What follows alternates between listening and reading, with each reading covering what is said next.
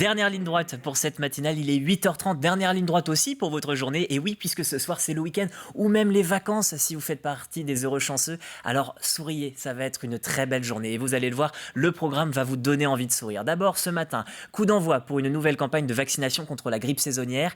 Les professionnels de santé vous invitent à vous faire vacciner si vous êtes une personne vulnérable. La chronique du jour, et je vous le disais, ça va vous donner le sourire, c'est votre agenda sorti du week-end. Au programme, un spectacle mêlant BD et théâtre. Et si ça vous surprend, vous allez le voir, ce n'est pas fini. Votre agenda vous propose aussi du cinéma, de la musique et même un escape game parfait pour débuter ses vacances. Et puis dans quelques instants, nous allons recevoir le chef Olivier Limousin. Son nom ne vous dit peut-être rien, mais ce chef cuisinier a une vie extraordinaire et il a accepté de se livrer plutôt, pour être tout à fait précis, de se faire cuisiner sur notre plateau. Avant tout ça, votre météo. Là encore, une très bonne raison de sourire. Regardez ce beau soleil radieux partout sur la Vendée, que vous soyez dans les terres ou sur la façade atlantique. Il domine toute la journée sur l'ensemble du département, de quoi bien célébrer ce début de vacances. Seulement voilà, ne fanfaronnez pas trop vite, les températures seront bien moins douces que ces derniers jours. C'est la mauvaise nouvelle, 5 degrés le matin dans les terres, 7 sur le littoral. L'après-midi, comptez sur 14 degrés pour tout le monde. Prenez vos pulls pour ce matin. Et puis prenez vos pulls, mais si vous préférez aller à la plage et vous baigner, eh bien prenez votre bonnet de bain, prenez votre caleçon de bain et voici vos horaires de marée. Nous sortons tout juste d'une marée haute. C'était sur les coups de 6 heures avec un coefficient de 88. Ça y est, ces coefficients recommencent à redescendre puisque la prochaine marée prévoit un indice de 86 à 18h21. Ce qui veut dire, et vous avez l'habitude de l'entendre sur le plateau de la matinale, redoubler de vigilance à l'approche du passage du Gois. Vos marées basses, à présent, l'une est déjà passée, c'était à minuit 15. Et si vous avez loupé l'occasion de faire un bain de minuit, vous pouvez vous rattraper avec un bain de midi, 12h34 pour la prochaine marée basse. Et puis dans l'eau, vous pourrez compter sur une température assez agréable de 17 degrés. Et c'est le week-end et les vacances en plus, alors voici l'occasion de faire le plein de provisions avec vos marchés. Longeville au programme, Les Sables, Saint-Hilaire, Bretignolles également. Toute la façade atlantique vous propose de beaux étaux pour cette fin de semaine. Il y a également Chaland et Sarrembocage, Saint-Fulgent et Saint-Denis-la-Chevasse. Je vous propose ce vendredi de découvrir le marché de Bournezeau. Le rendez-vous est prévu pour 8h jusqu'à 13h, c'est sur la place de la mairie. Et puis mesdames, si vous vous appelez Élodie ou Salomé, il ne me reste plus qu'à vous souhaiter une bonne fête. Et maintenant, on va pouvoir, maintenant que vous avez toutes vos informations pratiques, se tourner vers l'actualité locale. C'est parti.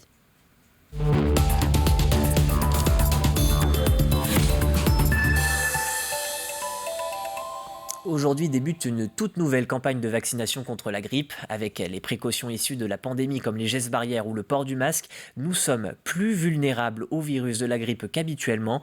C'est une des raisons qui explique d'ailleurs l'avancement de la date de début de campagne. Les pharmaciens appellent déjà les populations ciblées à se faire immédiatement vacciner. À noter qu'une double vaccination grippe et rappel de dose Covid est possible.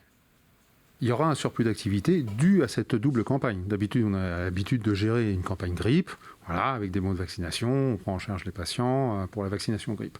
Là, il va falloir qu'en plus, on batte le pavé en faisant une campagne promotionnelle pour le rappel Covid pour la population éligible, en argumentant et en rappelant la nécessité d'avoir ce rappel Covid. La campagne de rappel contre la Covid démarre timidement, je dirais. Les gens ne sont pas super enthousiastes. Après, il y a beaucoup de gens, comme c'est 6 mois après la deuxième dose, le gros des personnes éligibles vont peut-être arriver courant décembre, novembre, janvier, entre novembre et janvier. Donc là, je pense qu'on va avoir un petit coup d'accélérateur par rapport à cette campagne de rappel Covid. Toujours à propos de vaccination, la campagne pour la 3e dose se poursuit alors que le département vient de repasser au-dessus de la barre des 50 cas pour 100 000 habitants. Les personnes souffrant de comorbidité ou susceptibles de développer une forme grave, les plus de 65 ans et le personnel soignant sont déjà invités à se faire vacciner pour cette 3e fois. TV Vendée a suivi la campagne à Montaigu-Vendée, l'un des territoires les plus vaccinés. Une 3e dose qui commence à rencontrer son public. Pour le moment, tout le monde n'est pas encore éligible à la dose de rappel, mais les personnes concernées répondent présent, ici, à Montaigu-Vendée. Depuis 15 jours, il y a une augmentation croissante du nombre de personnes qui viennent se faire vacciner pour la dose de rappel. Peuvent venir se faire vacciner pour cette dose de rappel le public de plus de 65 ans, les professionnels de santé, les personnes ayant des risques de formes graves de Covid+. Cette dose de rappel est vécue pour certains comme un soulagement. Après l'injection, la vie peut continuer presque comme avant. C'est en tout cas le souhait des habitants de cette commune rencontrée. Rassurés, parce qu'il fallait le faire. Donc, quand on a des problèmes de santé, il faut se protéger et protéger les autres aussi. Donc, moi, je tenais absolument à respecter le protocole. Parce qu'on nous le demande de le faire. Et puis bon, c'est pour sécuriser un petit peu l'avenir. Après, on a la grippe dans un mois, donc on ne va pas tout faire en même temps. Nous, on aime bien partager les choses. Ouais. Alors, donc c'est pour ça qu'on est venu ce matin, de bonne heure et de bonne humeur. Une troisième dose qui, à l'image des premières injections, est observée de très près par l'équipe municipale. Pas question ici de repartir sur un confinement ou autres mesures restrictives. Depuis le début, on s'est mis vraiment en marche avec tous les collègues de Terre de Montaigu pour que ce centre de vaccination soit performant et qu'il puisse offrir à la population la possibilité de se vacciner. On a un enjeu évidemment que la vie continue avec tous ces aspects festifs, familiaux, etc. Mais aussi un enjeu économique pour que nos entreprises qui sont très importantes chez nous et en nombre puissent continuer à travailler. Et donc depuis le début, notre souhait, ça a été d'accompagner cette politique de vaccination ici sur Terre de Montaigu. Terre de Montaigu est l'un des territoires en France où le taux de vaccinés est le plus élevé et tout est mis en œuvre ici pour que cela le reste à l'avenir. Et si vous avez été vacciné à l'aide d'une dose du laboratoire Janssen, vous êtes également concerné par ce rappel vaccinal à partir de 4 semaines après votre première injection. Une nomination à présent, celle de la nouvelle sous-préfète de Fontenay-le-Comte, Nicole Chabagnier. Elle a pris ses fonctions ce mercredi et la nouvelle sous-préfète était auparavant sous-préfète dans un autre territoire, celui de Castellane dans les Alpes de Haute-Provence. Fontenay-le-Comte également, où la caisse primaire d'assurance maladie s'est dotée de nouveaux locaux. L'inauguration a eu lieu cette semaine. La CPAM est présente depuis 35 ans à Fontenay-le-Comte, mais il était temps de passer à un accueil un peu plus moderne en termes d'informatique, tout en gardant ce contact humain indispensable pour prendre le relais d'Internet sur certains dossiers. Souvenez-vous, mercredi, nous recevions sur le plateau de la matinale Dominique Chantouin, le président de la communauté de communes de l'île de Noirmoutier, afin d'évoquer les festivités des 50 ans du pont. Il s'attend à une belle fête dont les préparatifs ont débuté hier. La manifestation est prévue pour être familiale et un bon moyen pour se retrouver entre insulaires après de longs mois de pandémie. L'idée là, c'est que ça soit un moment de rencontre entre les gens de l'île, puisqu'on est sur une période hors saison. Et même si on est sur un premier week-end de vacances scolaires, mais l'idée c'est plus de faire la fête, enfin que les gens de l'île fêtent leur pont, et puis que ça soit aussi très familial, puisqu'on se retrouve autour du jeu. Et puis c'est aussi bien pour les adultes que pour les enfants. Ça va être différents stands qui seront installés et proposés au public pour des jeux de kermesse à l'ancienne et restauration sur place. Donc les gens qui veulent passer l'après-midi à jouer avec leurs enfants et puis manger un petit bout avant de regarder le feu d'artifice, ça se fait, sans rentrer trop tard à la maison. Au programme, la compagnie des machines de l'île de Nantes, côté Noirmoutier, et une déambulation musicale côté Bardemont.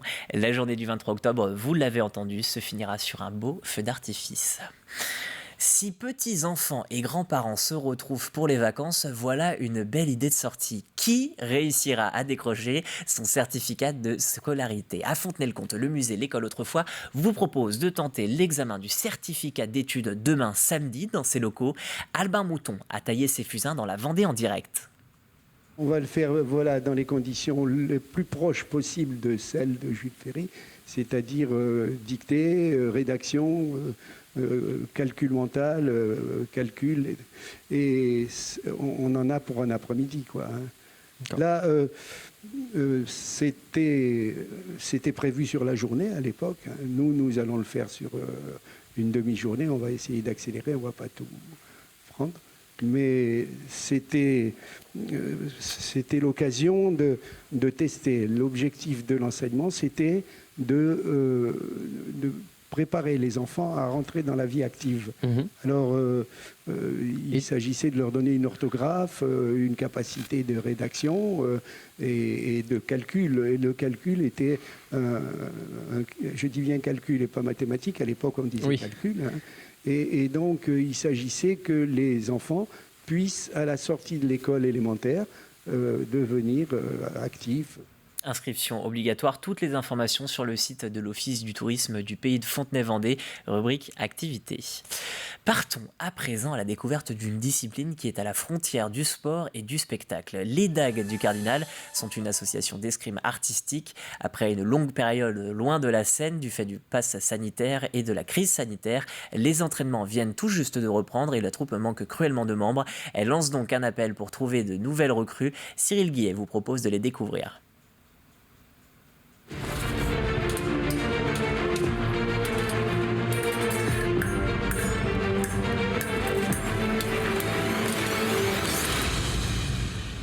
Spécialisés dans l'escrime artistique, les Dagues du Cardinal proposent des spectacles clés en main. Créés et basés à Luçon depuis 2004, chaque vendredi soir, ces passionnés se retrouvent pour croiser le fer à l'occasion de séances d'entraînement. À la fois, oui, ça reste quand même un sport avec des techniques sportives d'escrime. C'est aussi du spectacle.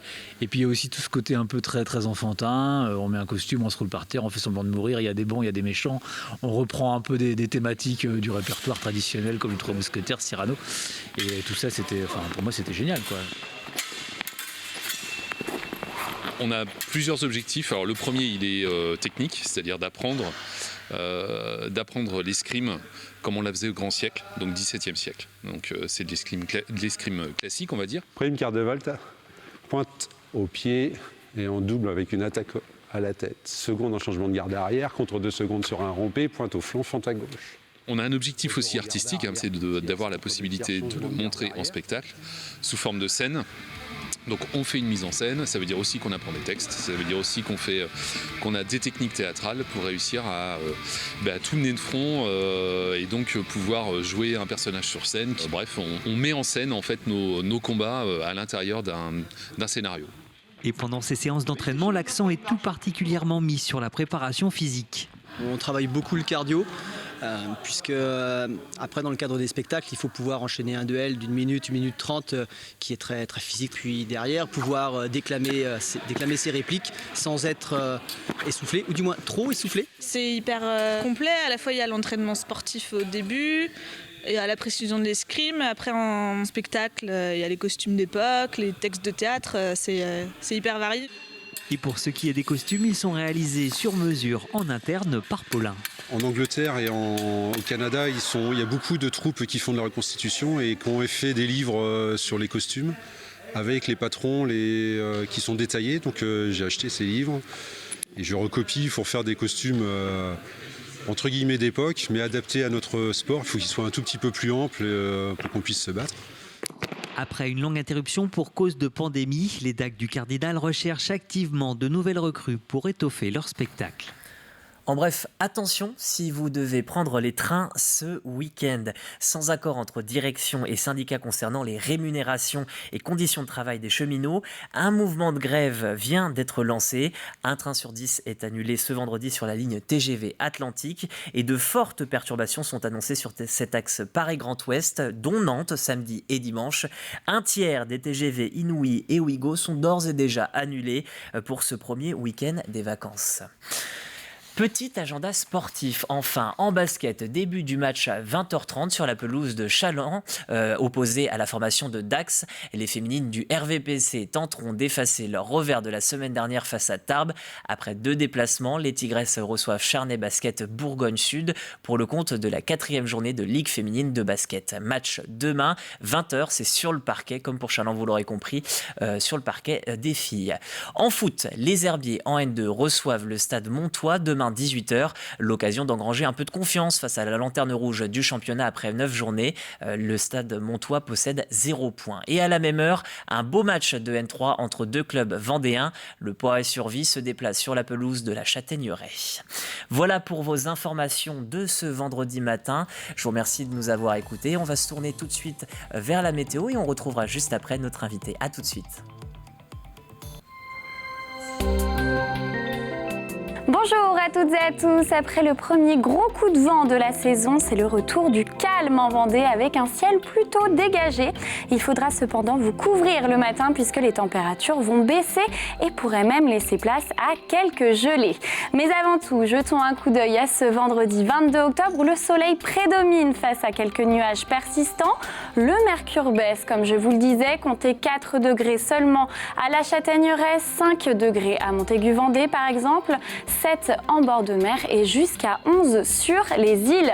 Puis le soleil devient encore plus présent en seconde partie de journée sur toute la Vendée excepté Noirmoutier. Malgré l'ensoleillement, le thermomètre ne monte pas et n'affiche que 13 degrés à la Châtaigneraie et 14 partout ailleurs sur la côte et sur les îles. Et quelles sont les prévisions des 3 prochains jours? Premièrement, samedi, une magnifique journée ponctuée tout de même de quelques entrées maritimes dans le secteur côtier. Dans l'après-midi, côté Mercure, la douceur de ces derniers jours s'en va définitivement puisque nous notons seulement 5 petits degrés à l'aube et 16 maximum l'après-midi. Dimanche, une nouvelle couche nuageuse fait son retour avec de possibles précipitations dans la nuit de dimanche à lundi. Les températures s'échelonnent de 6 à 18 degrés. Enfin lundi, un régime perturbé s'installe apportant des averses principalement sur le littoral, mais le soleil devrait enfin se montrer l'après-midi pour nous donner de belles éclaircies. Revenons dès à présent à ce vendredi 22 octobre. Le soleil se lèvera à 8h34 et se couchera à 19h05. N'oubliez pas de souhaiter une bonne fête à toutes les Élodies et la mer sera peu agitée, coefficient de 88 et 86 au Sable d'Olonne. Passez un très beau vendredi et à très bientôt pour un nouveau bulletin météo sur TV Vendée.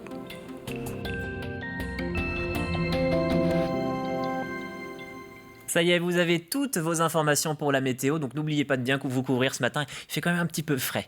Voilà, on va pouvoir passer à présent à notre invité. Il est en plateau, il est là, c'est tout de suite.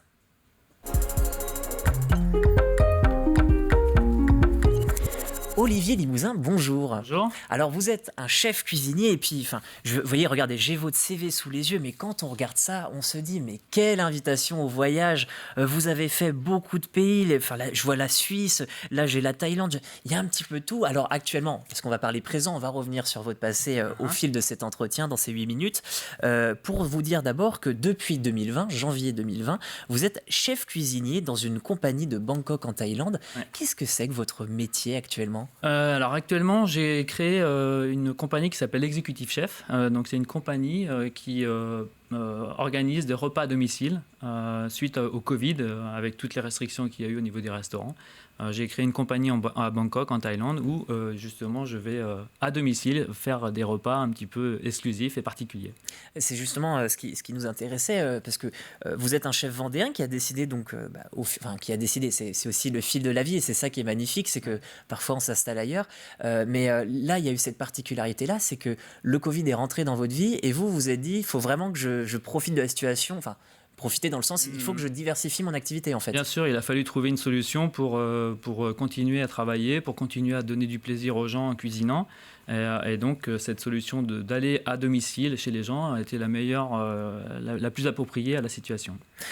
Puis, quand on voit votre parcours, on se doute que le carnet de commandes doit être bien rempli malgré tout, parce que je vois par exemple l'atelier de Joël Robuchon, donc ça c'était aussi à Thaïlande, c'est un restaurant 1 étoile au guide Michelin, donc vous étiez entre 2014 et 2020, mais si on remonte dans le temps, vous avez fait plein de choses, il y a eu la table de Joël Robuchon qui a été étoilée en 2007 pour la première et en 2009 pour la seconde. Ouais. Ça, c'était à Paris, donc encore en France.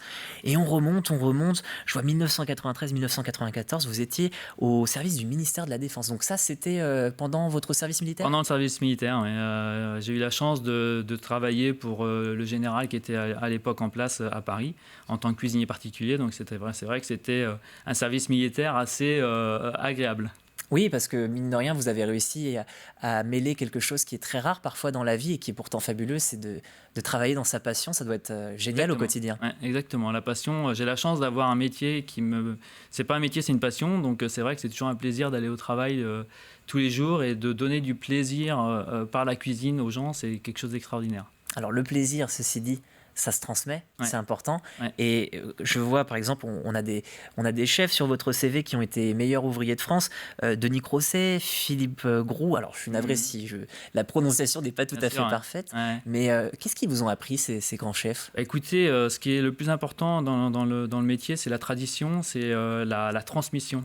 J'ai eu la chance de faire mon apprentissage en Vendée, à Loie, avec un chef qui s'appelait Alain Gréau, qui officiait au Grand Turc. Donc c'était une maison très familiale. Et à la base, pendant mon apprentissage, il m'a vraiment appris cette culture de transmission, cette culture de tradition, du respect du produit. Et quand je suis arrivé sur Paris avec tous ces meilleurs ouvriers de France, ça a été toujours dans la même continuité, de travailler, de respecter le produit, de respecter les hommes et de transmettre. Donc il y a ce respect des hommes, ce respect du produit. Est-ce qu'il y a d'autres choses en fait au fil de ces échanges que vous pouvez avoir avec ces chefs? Parce que forcément il y a le travail, mais on le disait, quand c'est une passion, j'imagine qu'on reste souvent un peu après, ou pour perfectionner son art, ou pour simplement apprendre, s'enrichir. Bien sûr. Voilà, ces échanges, qu'est-ce qu'ils vous ont apporté? Ce qui nous apporte le plus, c'est de toujours être à la recherche de la perfection, de toujours ne jamais être satisfait de ce qu'on fait soi-même, de toujours et le plus important, c'est vraiment le plaisir, donner du plaisir aux gens. Essayer de respecter le produit, essayer de respecter la saisonnalité et respecter les équipes aussi. Donc c'est vrai que c'est un rapport humain qui est très important. Vous êtes rompu à l'exercice médiatique, j'allais dire, puisque c'est pareil, on parlait de votre CV, c'est très rigolo, parce que peut-être que les téléspectateurs remettent votre visage sans savoir pourquoi, puisque vous êtes apparu dans quelques émissions. La carte postale gourmande, donc c'était avec Jean-Luc Petit-Renaud à l'époque. Il y a aussi eu Bon Appétit, bien sûr, avec Joël Robuchon. Et puis, si on regarde un petit peu plus en détail, on voit que vous avez participé par 2 occasions et sur 2 chaînes internationales différentes au prix de MasterChef. Donc c'était sur la BBC, donc pour le Royaume-Uni, et puis l'autre c'était en Thaïlande. En Thaïlande, oui. Ouais, mais comment c'est arrivé? C'est En drôle, fait, ça. le fait quand on travaille auprès de Joël Robuchon, qui était un chef de renommée internationale. Bien sûr.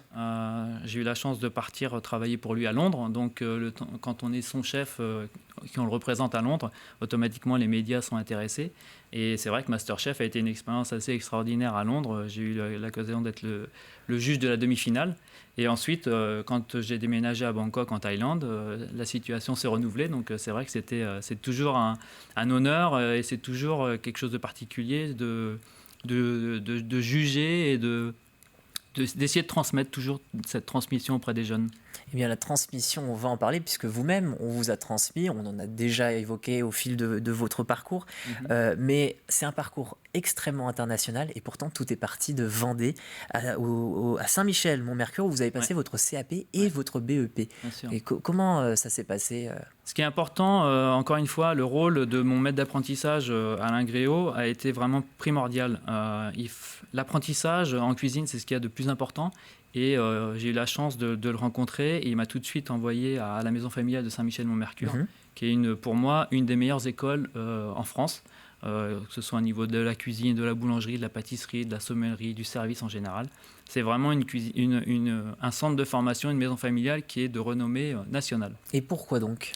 Je pense que la Vendée a cette force de travail. Il y a cette culture où on réussit par le travail, et la maison familiale a su générer cette qualité de travail en étant groupés, en ayant cette culture familiale. Et ils ont réussi à créer ça, et je pense que ça fait la force. Donner l'envie aux jeunes d'apprendre, donner l'envie aux jeunes de travailler, tout en étant avec ce petit cocon familial autour de nous. Donc c'est vrai que, vous voyez, je passe aujourd'hui ici, et dans une semaine, je vais aller à la maison familiale rencontrer les jeunes, leur donner un petit peu de l'espoir, de l'envie, et peut-être être un exemple pour eux. Oui, donc c'est tout. Beaucoup d'ingrédients pour la recette du succès. Et pour le partage, comme vous le dites, la transmission, c'est des valeurs qui sont très intéressantes et très importantes. Ouais. Et je vous remercie d'avoir accepté notre invitation pour partager justement tout ça. Au plaisir de vous voir en Thaïlande. Pourquoi pas, en tout cas, si les téléspectateurs veulent y venir aussi, ils peuvent, bien sûr. C'est un beau voyage à faire. Merci d'avoir été notre invité pour ce matin. Et puis, on va pouvoir se tourner vers le rappel des titres, comme chaque matin sur TV Vendée, avec tout d'abord encore le coup d'envoi de la campagne vaccinale contre la grippe. Comme chaque année, le rappel est essentiel contre ce virus saisonnier. L'application des gestes barrières affaiblissent notre immunité. Il est donc important de recourir au vaccin, surtout si vous êtes une personne vulnérable. La CPAM fait peau neuve. Un nouvel établissement vient d'être inauguré pour renforcer la qualité de l'accueil, mais permettre aussi une meilleure prise en charge informatique. Demain, c'est la fête à Noirmoutier et la Barre-de-Mont. L'école Lune célèbre les 50 ans du pont qui ont rapproché l'île du continent. Au programme musique, machine de l'île et feux d'artifice. Les Dagues du Cardinal recrutent. L'association d'escrime artistique et de spectacle cherche de nouveaux alliés pour croiser le fer. Cyril Guillet vous proposait de les découvrir à l'entraînement dans son reportage de KPDP. Voilà, vous avez l'ensemble des informations de toute la matinale. Vous avez même pu retrouver notre invité exceptionnellement à 8h45. Je vous remercie de nous avoir suivis. Mais avant de se quitter, n'éteignez pas trop vite la télé. Il y a encore le jeu. À tout de suite pour le jeu.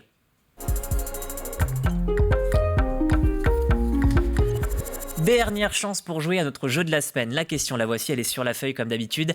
Quel est ce club de sport qui a créé un bar ambulant grâce à une brouette ? Votre indice du jour, nous sommes vendredi. Méfiance, le barouette pourrait vous faire tourner la tête. À gagner 2 laissez-passer individuels pour les maisons natales de Georges Clémenceau et celle du maréchal Jean Delattre de Tassigny. Et puis maintenant que vous avez toutes les informations, je vous rappelle bien évidemment que pour jouer, vous avez jusqu'à midi pour entrer votre réponse sur tvvendée.fr, rubrique jouer. Voilà, je vous remercie de nous avoir suivis, je vous remercie pour votre fidélité sur le plateau de la matinale. On va se tourner bien évidemment vers le week-end, mais avant vous avez des rendez-vous vers l'actualité, ce sera à 12h30 en compagnie de Caroline Tronche. Le prochain rappel, ce sera ensuite à 18h. Et puis après, c'est le week-end, mais on se retrouve dès lundi. Ce sera à 7h. Ce sera un plaisir de vous retrouver ce lundi. Bonne journée à vous et bon week-end et bonnes vacances pour ceux qui prennent des vacances. Au revoir.